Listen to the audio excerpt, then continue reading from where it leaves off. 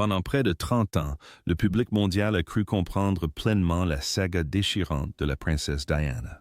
L'accident fatal, les harcèlements incessants des paparazzi, le profond chagrin et les funérailles télévisées, chaque élément diffusé en boucle s'est ancré dans la conscience collective. Pourtant, au milieu de ce tumulte, une voix intimement liée à son histoire est restée largement silencieuse. C'était celle d'une personne qui partageait ses origines, son enfance et une souffrance lancinante que le temps ne put effacer. Aujourd'hui, Charles Spencer se livre enfin, non pas avec le détachement d'un historien, mais à travers le regard d'un jeune frère endeuillé qui n'a jamais vraiment guéri. Les vérités qu'il partage ne sont pas sensationnalisées pour créer un effet dramatique. Elles sont profondément bouleversantes car elles sont si fondamentalement humaines, si ordinaires et si irréversibles. Une fois son point de vue assimilé, la tragédie de Diana prend une toute autre dimension. Charles Spencer porte le vide laissé par sa sœur depuis près de la moitié de sa vie, un chagrin qui refuse de s'apaiser. Il ne décrit jamais ce deuil comme un fardeau qui s'allège avec le temps. Au contraire, il le perçoit comme une plaie toujours ouverte, figée et irrémédiablement blessée. Récemment, lorsqu'il a évoqué la disparition de Diana, il a évité les élans de rhétorique. Il l'a simplement comparée à une amputation, un membre sectionné qui ne repousse jamais, quelles que soient les décennies qui passent. Pour lui, Diana était bien plus qu'une icône mondiale adulée par les foules. Elle était sa première confidente, la gardienne de ses souvenirs d'enfance et la complice de son humour si particulier, bien avant qu'elle n'accède à la célébrité internationale. Leur éducation commune les a amenés à traverser les mêmes épreuves familiales, les mêmes vides affectifs et la prise de conscience prématurée que les apparences masquaient souvent les sentiments véritables. Ce lien profond n'a pas disparu avec l'accession de Diana à la célébrité, il est simplement devenu beaucoup plus difficile à préserver. Charles explique que la perte d'un frère ou d'une sœur est une épreuve particulièrement douloureuse, car on attend d'eux qu'ils nous accompagnent tout au long de notre vie, tandis que les parents vieillissent et que les enfants tracent leur propre chemin. Les frères et sœurs restent les témoins ultimes de notre personnalité. Ainsi, lorsque Diana est décédée, Charles n'a pas seulement perdu une sœur, il a été privé de la dernière personne qui se souvenait encore véritablement du petit garçon qu'il avait été. Avec le temps et la disparition de leurs parents, l'ampleur de cette perte s'est intensifiée. Bien qu'il ait éprouvé une profonde affection pour ses sœurs aînées, elles appartenaient à une autre époque de l'histoire familiale. Diana était celle qui avait traversé cette période si particulière de sa jeunesse à ses côtés, et ce lien irremplaçable est désormais rompu à jamais. Pendant des années après la tragédie, Charles confie que son premier réflexe était de l'appeler. À chaque anecdote amusante ou souvenir soudain, son instinct le poussait à la contacter. Mais la dure réalité le rattrapait, lui rappelant que la ligne resterait à jamais coupée. Cet élan automatique, remarque-t-il, ne disparaît jamais complètement. Il se transforme simplement en un écho plus faible, plus pesant. Ce chagrin n'a pas fait irruption dans sa vie en 1997 pour ensuite s'évaporer. Il s'y est installé durablement, modifiant profondément sa perception du temps, des liens familiaux et du souvenir. Il est devenu le fondement de tout ce qu'il allait exprimer lorsque le monde se tournerait à nouveau vers Diana, souvent sans se soucier du lourd tribut payé par ceux qui la chérissaient le plus. Charles Spencer était à peine sorti de l'adolescence lorsque l'existence de sa sœur bascula dans une ère nouvelle, la plongeant sous le feu impitoyable des projecteurs internationaux à un âge où la plupart des individus sont encore en pleine construction de leur identité. Soudain, elle se retrouva contrainte de projeter une image de perfection absolue aux yeux du monde entier. Du point de vue de Charles, cette métamorphose n'avait rien de glamour. Elle lui paraissait intrinsèquement périlleuse. Presque instantanément, la fascination du public se mua d'une admiration sincère en un sentiment d'appropriation agressif. Elle cessa d'être simplement Diana, devenant la propriété des médias, de la famille royale et de l'insatiable imagination du public.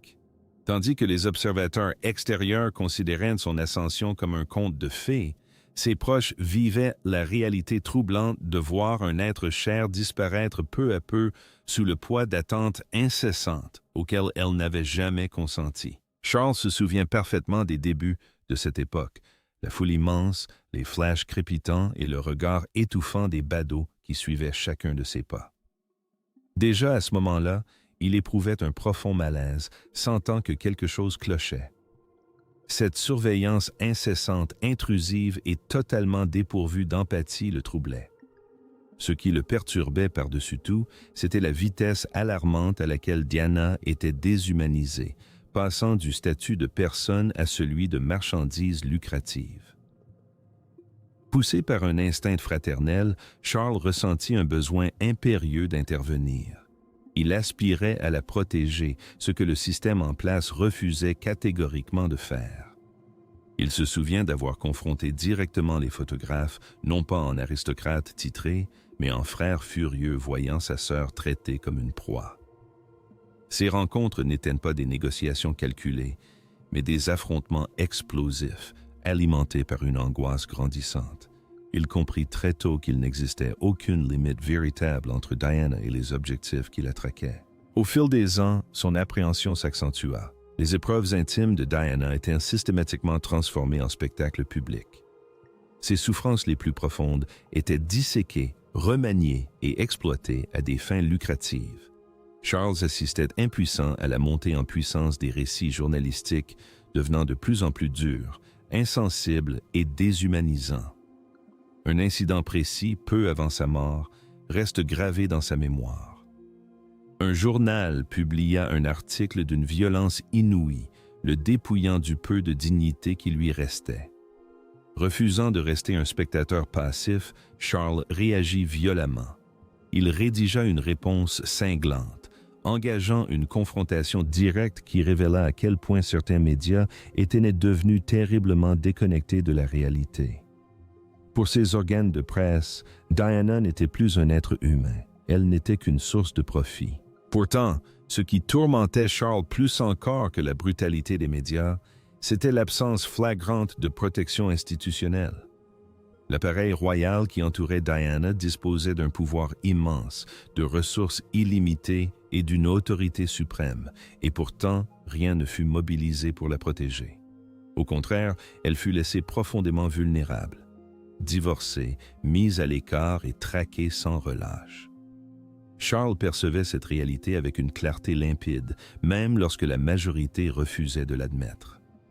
On attendait simplement de Diana qu'elle supporte la pression écrasante en silence, qu'elle conserve une grâce irréprochable et qu'elle encaisse les coups sans exprimer la moindre plainte.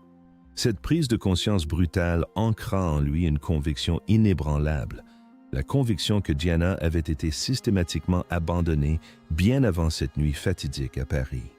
Pour Charles, sa disparition prématurée n'était pas une tragédie isolée, mais l'aboutissement inévitable d'années de négligence institutionnelle, d'exploitation impitoyable et d'un silence assourdissant. Par conséquent, lorsque ce silence fut finalement brisé, le tollé qui s'ensuivit serait tout sauf discret. Avec la disparition de Diana, Charles ne parlerait plus seulement comme un frère inquiet. Il élèverait la voix en tant que témoin direct de son tourment, de sa profonde solitude et du système qui restait les bras croisés face à cette situation. Pour Charles Spencer, le moment précis de la mort de sa sœur ne s'est pas annoncé par des sirènes hurlantes, ni par une fanfare dramatique. Au contraire, il s'est insidieusement glissé dans sa vie, par un coup de téléphone tard dans la nuit qui a déchiré le silence du petit matin à des kilomètres de Londres. La sonnerie initiale l'a tiré du sommeil. La voix à l'autre bout du fil était remarquablement calme, posée et d'une froideur clinique.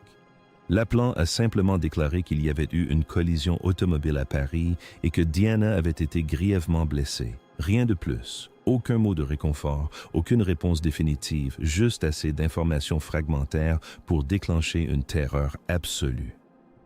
Charles s'est redressé d'un bond dans son lit, ses sens instantanément en alerte maximale. Ses pensées ont rapidement dépassé les maigres détails. Un accident, Paris, les paparazzi. Il n'avait besoin d'aucune autre explication pour reconstituer le récit. Pendant des années, il avait été un spectateur impuissant face à la traque incessante de Diana. Il avait protesté avec véhémence, lancé des avertissements solennels, prédisant que cette poursuite acharnée ne pouvait mener qu'à une tragédie. À présent, le cauchemar qu'il avait désespérément tenté d'éviter se déroulait sous ses yeux. Le temps semblait s'être figé, chaque minute s'étirant en une éternité insoutenable. Il se préparait à l'inévitable appel de suivi, pleinement conscient de son arrivée, mais terrifié par la nouvelle qu'il allait apporter. Lorsque le téléphone sonna enfin à nouveau, le ton de la conversation avait radicalement changé. Toute hésitation avait disparu. Diana n'avait pas survécu. Charles expliquera plus tard que sa première réaction ne fut pas un simple choc, mais un effondrement psychologique total. Le cerveau humain se rebelle instinctivement contre des paroles d'une telle fatalité. Il vécut cet instant fugace et insoutenable où la réalité semble encore malléable, une seconde suspendue où l'on espère que l'interlocuteur se rétractera et défait miraculeusement l'horreur qu'il vient de prononcer. Mais aucune rétractation ne vint. Sa sœur était bel et bien partie. Pourtant, son profond chagrin ne l'envahit pas seul. Il s'accompagna instantanément d'une fureur aveuglante et tranchante comme un rasoir, qui savait précisément où viser. Aux yeux de Charles, il ne s'agissait pas d'un simple caprice du destin. C'était l'apogée fatale d'une traque implacable qui durait depuis des années. Il était absolument convaincu que Diana avait été poussée à bout par ceux-là même qui avaient né de prospérer à ses dépens. Les lentilles intrusives, les attentes étouffantes, l'absence criante de refuge et l'incapacité totale des puissants à intervenir lorsqu'elle en avait le plus besoin. Il n'y avait absolument aucun répit pour assimiler cette perte immense. Avant même que le grand public ne soit informé du décès de Diana, la machine étatique était déjà en marche. Des décisions furent prises, des plans élaborés et des protocoles rigides activés. Charles se retrouva soudainement pris dans les mailles d'un appareil bureaucratique incroyablement stérile, d'une méthodique rigide et d'une distance troublante face à la tragédie humaine viscérale qui en était le cœur. Tandis que le monde se préparait à pleurer une icône adulée, il peinait à comprendre comment la sœur avec laquelle il avait grandi, la femme avec qui il partageait des blégresses privées, des souvenirs précieux et toute une vie d'intimité, avait été brutalement réduite à une simple alerte info. Et tandis que les heures interminables s'égrenaient, une autre réalisation peut-être encore plus glaçante commença à s'imposer. Le récit qui allait être servi au monde ne serait pas écrit par ceux qui aimaient, qui aiment réellement Diana le plus. Alors qu'une douleur immense s'abattait sur l'entourage de Diana, un phénomène bien différent et totalement inattendu se déroulait sur la scène internationale. À mesure que la tragique nouvelle se répandait, la réaction du public fut instantanée et explosive. Des foules de citoyens en larmes envahissaient les rues.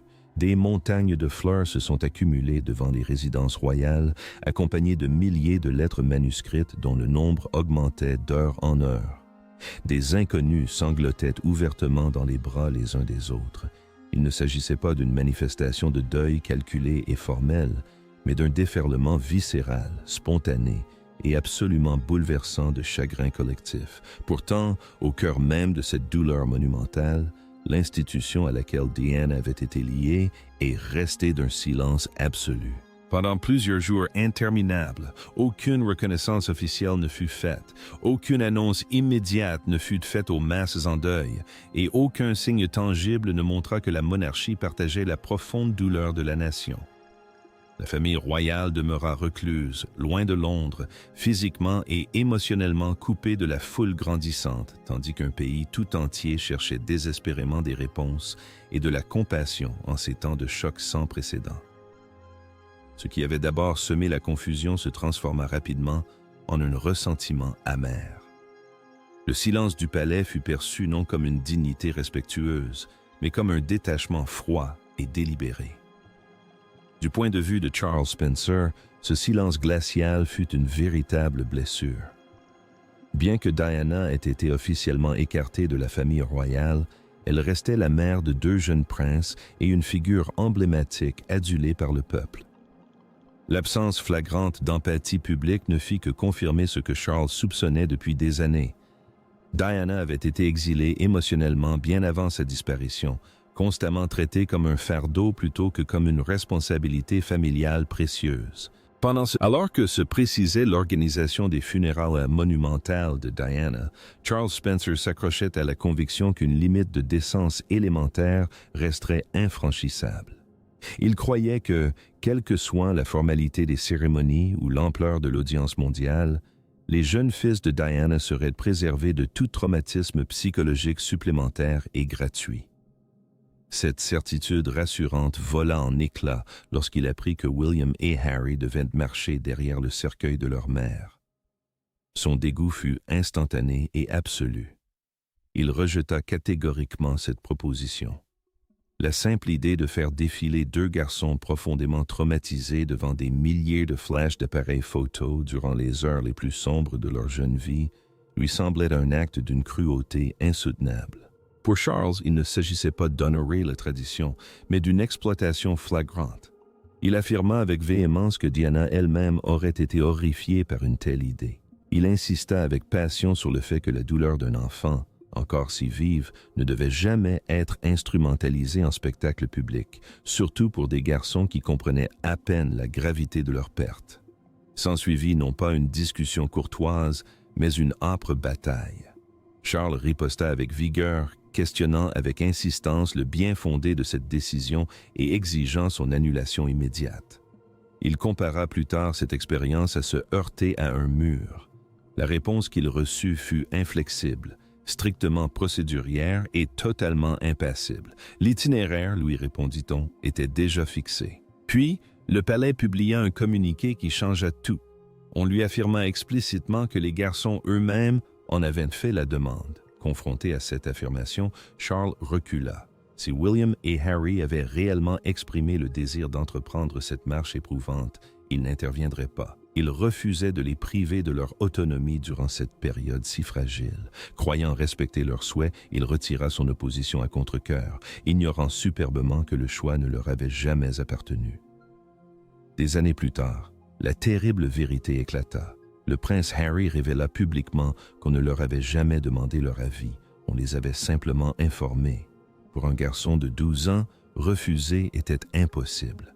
Charles dut alors faire face à l'horrible constatation qu'il avait été délibérément trompé, un tourment persistant qui ne le quitta jamais. Il avait capitulé sur une question qu'il aurait défendue jusqu'au bout s'il avait connu la vérité. Le jour des funérailles arriva et le désespoir s'installa. Tandis que le cortège funèbre avançait, Charles marchait aux côtés de ses neveux, le cœur brisé de les voir porter un fardeau qu'aucun enfant ne devrait jamais avoir à porter.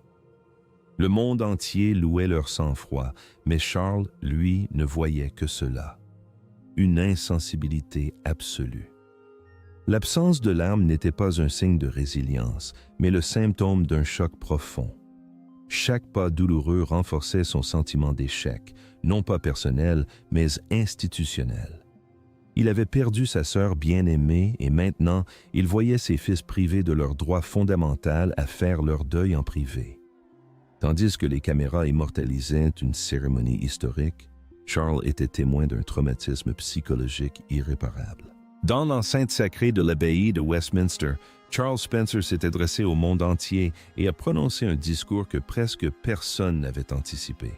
Il a refusé de faire des adieux aseptisés et d'une politesse conventionnelle. Il a rejeté les formules neutres et convenues. Au lieu de cela, il a parlé de la voix brute qu'il avait réprimée pendant des années. Il a qualifié Diana de femme la plus traquée de son époque, présentant cela non comme une exagération, mais comme un fait indéniable. Il a décrit avec éloquence comment elle avait été poursuivie, scrutée et jugée sans la moindre pitié. Ces paroles poignantes ne visaient pas à susciter la compassion, elles constituaient une exigence de responsabilité.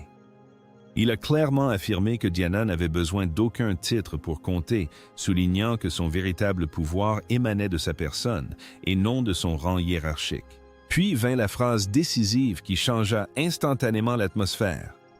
Charles promit publiquement que la famille de sang de Diana ferait tout son possible pour protéger ses fils, leur permettant de grandir libres, créatifs et en toute sécurité affective. C'était bien plus qu'une promesse symbolique, un défi direct, une remise en question ouverte de la capacité du système, pourtant si puissant, à y parvenir seul. La réaction qui suivit fut sans précédent. Des applaudissements éclatèrent dans ce lieu sacré où ils n'avaient pas leur place. Ce n'était pas par protocole, c'était un pur instinct. L'assistance reconnut la vérité dès les premiers mots. Cependant, Charles fit plus tard un aveu douloureux. Tenir ce serment sacré était impossible. William et Harry étaient déjà profondément ancrés dans une structure bien trop puissante pour qu'ils puissent s'en détacher.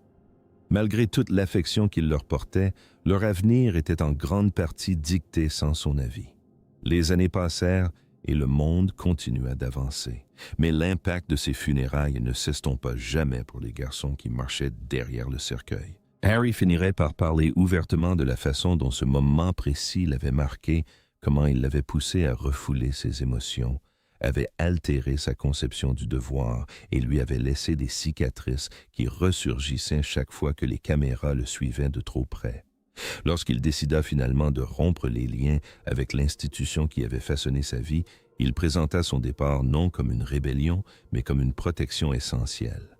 Il parla de l'histoire qui se répétait, de voir les mêmes schémas destructeurs qui avaient fait piéger sa mère commencer à entourer sa propre femme. Pourtant, contrairement à Diana, il souligna qu'il possédait un avantage crucial. Il pouvait partir. Pensez-vous que l'histoire de la princesse Diana aurait connu une fin différente si on l'avait vraiment écoutée plus tôt? Croyez-vous que Harry ait pris la bonne décision en s'éloignant? Partagez vos points de vue dans les commentaires. Si ce récit vous a touché, n'oubliez pas de liker, de vous abonner et de poursuivre la discussion avec nous.